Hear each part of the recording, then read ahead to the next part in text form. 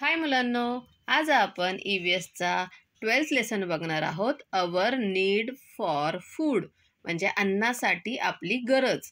हा आपण लेसन बघणार आहोत. कॅन यू टेल, तुम्ही हे सांगू शकता का? हे चित्र बघा. ह्या चित्रात तुम्हाला काय दिसत आहे?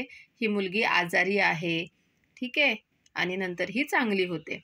दिस girl had become very thin and weak during her illness.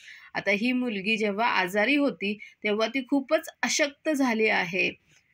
After a few days she recovered and become fit and healthy again. काही दिवसांनी ती रिकवर म्हणजे बरी झालेली आहे, फिट आणि हेल्दी झालेली आहे, ठीक आहे. What help her to recover, मग तिला बरं होण्यासाठी कशाची मदत झाली? तर बघा, तिची आई तिला हे अन्न भरवत आहे, तर त्याच्यामुळे ती परत लवकर चांगली झालेली आहे, बरी झालेली आहे. कॅन यू टेल, तुम्ही हे सांगू शकता का? What makes this baby gain height and weight.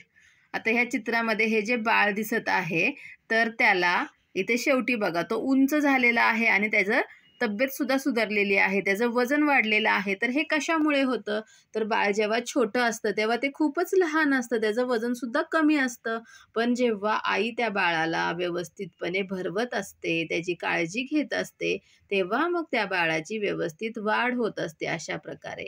आणि मग जेव्हा आई अशी बाळाची व्यवस्थितपणे काळजी घेते, बाळाला जेवू घालते, भरवते, खायला देते, त्यानंतर मग बाळाची उंची आणि वजन हे दोन्ही सुद्धा वाढते. Why do we feel hungry, आपल्याला भूक का लागते? Our body must function properly, आपल्या शरीराचं जे कार्य आहे, फंक्शन म्हणजे कार्य आहे, ते प्रॉपरली व्यवस्थितपणे झालं पाहिजे. That is why we need food, आणि त्यासाठीच मग आपल्याला अन्नाची गरज असते. Food helps our body to grow, जे अन्न आहे ते आपल्या शरीराला वाढण्यासाठी मदत करते. It helps to repair the wear and tear of our body, तर अन्नामुळे आपल्या शरीराची जी झालेली झीज असते तर ती भरून निघते. आता झीज म्हणजे काय? तर आपण कधी पडतो, आपल्याला शरीराला लागते, ती जखम बरी कशी होते आपोआप? तर आपण जे अन्न खाल्लेलं असतं त्याच्यामुळेच, त्या अन्नामध्येच ती ताकद असते की आपल्या शरीराची जी झालेली झीज आहे ती भरून काढते. It also gives us the strength we need to work, आणि आपल्याला काम करण्यासाठी जी स्ट्रेंथ म्हणजे ताकद लागते ते सुद्धा आपल्याला अन्नातूनच मिळते. If we don't get enough food we feel tired, जर आपल्याला पुरेसं अन्न भेटलं नाही तर आपल्याला टायर्ड म्हणजे आपण लगेच थकतो, थकवा येतो. विगर इज लॉस्ट, आपला उत्साह जातो. At such time we feel very hungry, आणि त्यावेळेस आपल्याला खूप भूक लागते. If we eat a little we feel better at once, आणि थोडं जरी आपल्याला तेव्हा अन्न खायला मिळालं की आपल्याला छान वाटतं. When we work a lot our body feels fatigued, जेव्हा आपण खूप काम करतो तेव्हा आपले जे शरीर आहे तर त्याला थकवा जाणवतो. फटिग म्हणजे थकणे, दमणे. It makes us very hungry, आणि त्याच्यामुळे आपल्याला खूप भूक लागते. Like us all living things need food, जसं आपल्याला अन्नाची गरज असते तसंच सर्व सजीवांना अन्नाची गरज असते. कॅन यू टेल, तुम्ही हे सांगू शकता का? Do all living things eat the same kind of food, सर्व प्रकारचे सजीव जे आहेत ते सेम एकाच प्रकारचं अन्न खातात का? तर नाही. तर वेगवेगळे जे सजीव आहेत ते वेगवेगळे अन्न खातात. म्हणजे जसं आपण चपाती भाजी खातो तसं पक्षी खातात का? प्राणी खातात का? नाही, ते वेगळ्या प्रकारचं त्यांचं अन्न असतं. अ काऊ इट्स ग्रास, गाय गवत खाते. Would a cat live on grass too, तर मांजर सुद्धा गवतच खाईल का? नाही. A cat loves to eat mice, मांजर उंदीर खाते. Does that mean a goat would also like to eat mice, म्हणजे त्याचाच अर्थ असं झाला का की शेळीसुद्धा, बकरीसुद्धा उंदीर खाईल? तर नाही, प्रत्येकाचं अन्न वेगवेगळं असतं, ठीक आहे.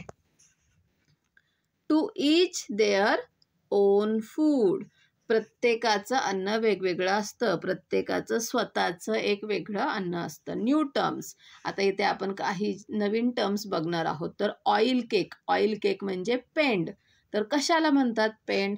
The fibrous part that is left after extracting oil from seeds such as groundnut, sesame or cotton seed is pressed into slabs. जेव्हा शेंगदाणा तेल आहे तर शेंगदाण्यांमधून तेल काढलं जातं. शेंगदाणे झाले, तिळाचं तेल झालं किंवा सरकी झाली तर त्याच्यामधून जेव्हा तेल काढलं जातं तर त्याचा चोथा बाहेर राहतो, चोथा मागे राहतो, त्याची ढेप बनते. दिस इज कॉल्ड ऑइल केक आणि त्यालाच आपण पेंड असं म्हणतो. आंबोन, आंबोन म्हणजे काय? A fermented mixture of oil cake, jaggery and coarse particles of grain mixed in water and used as animal feed. तर आंबोन, मराठीमध्ये त्याला आंबन असं म्हणतात. म्हणजेच काय? तर हे जे ऑइल केक आहे की नाही, ही जी पेंड आहे, गूळ आहे आणि धान्याची जाडसर भरडलेलं जे धान्य आहे ते पाण्यामध्ये मिक्स केलं जातं आणि ते फर्मेंटेड म्हणजे आंबवलं जातं. जसं इडलीसाठी आई रात्री उडीद डाळ आणि तांदूळ भिजत घालते की नाही आणि त्याच्यानंतर सकाळी असं बॅटर फुगलेलं असतं तेव्हा आपण काय म्हणतो की त्याचं इडली चांगली आंबली आहे. ठीक आहे, तर त्यालाच म्हणतात फर्मेंट होणे. ठीक आहे, म्हणजे ते रात्रभर पाण्यामध्ये भिजत ठेवायचं आणि सकाळी मग ते फर्मेंट झालेलं असतं, छानपणे आंबवलं गेलेलं असतं आणि ते जे मिक्सचर आहे ते प्राण्यांचं अन्न म्हणून वापरलं जातं.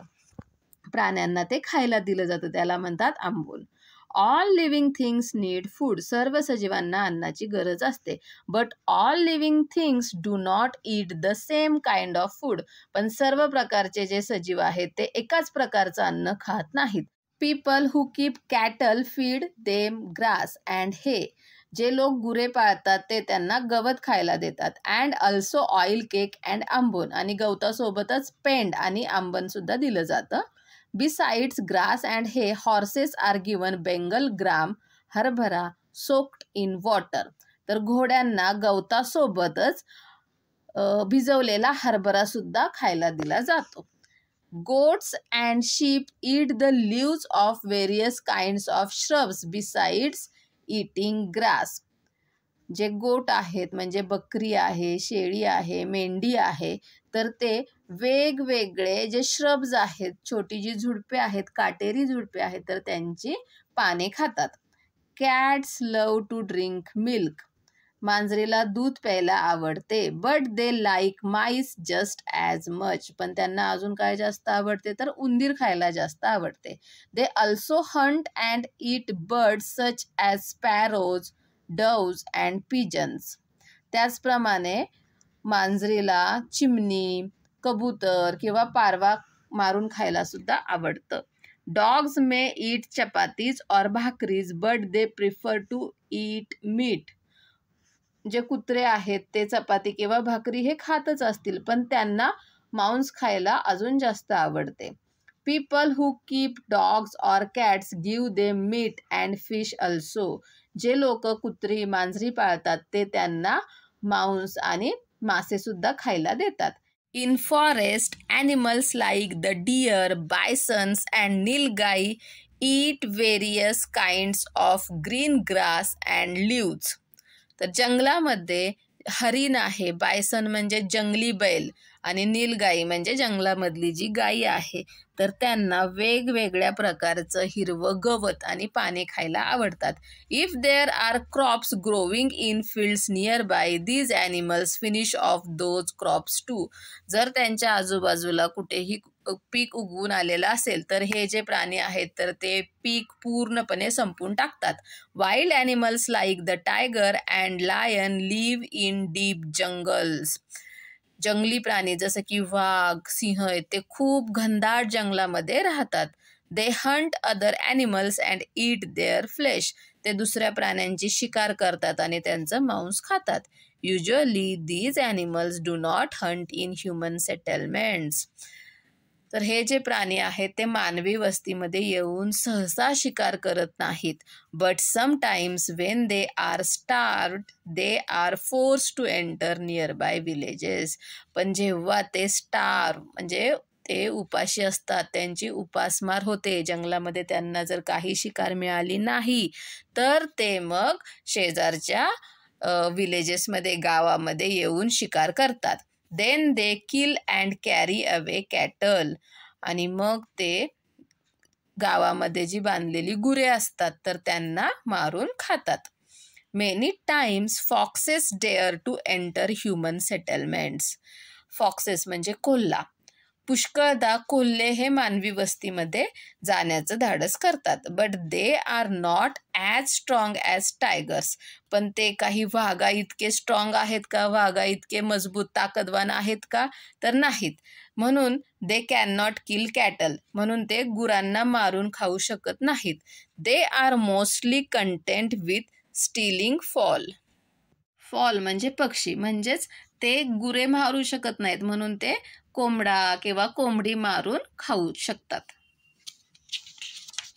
नेक्स्ट बघूयात, यूज युअर ब्रेन पॉवर. जरा तुमचे डोके चालवा. Why do farmers set up a scarecrow and use slingshots when the crops in their field are ready for harvesting.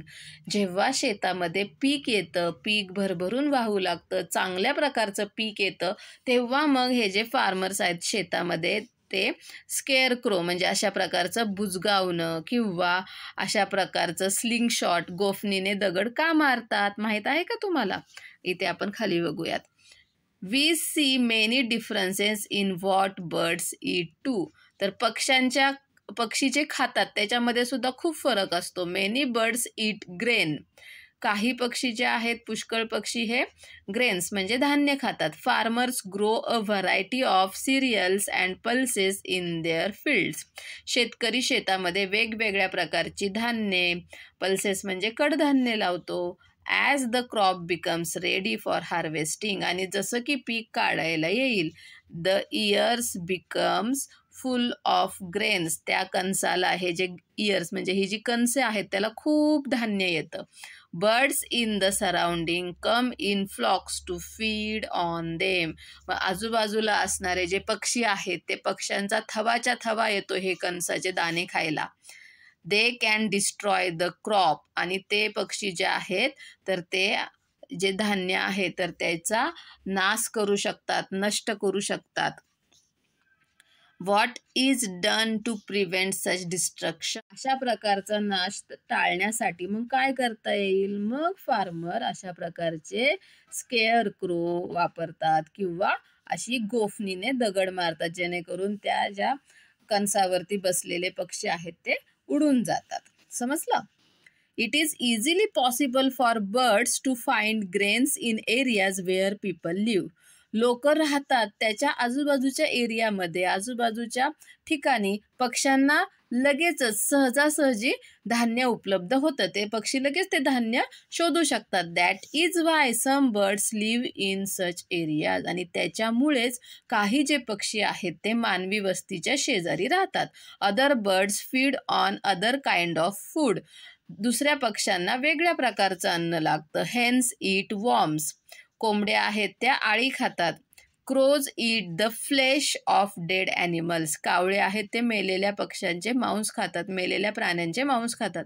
Some birds eat the fruits of trees. काही जे पक्षी आहेत ते फळे खातात.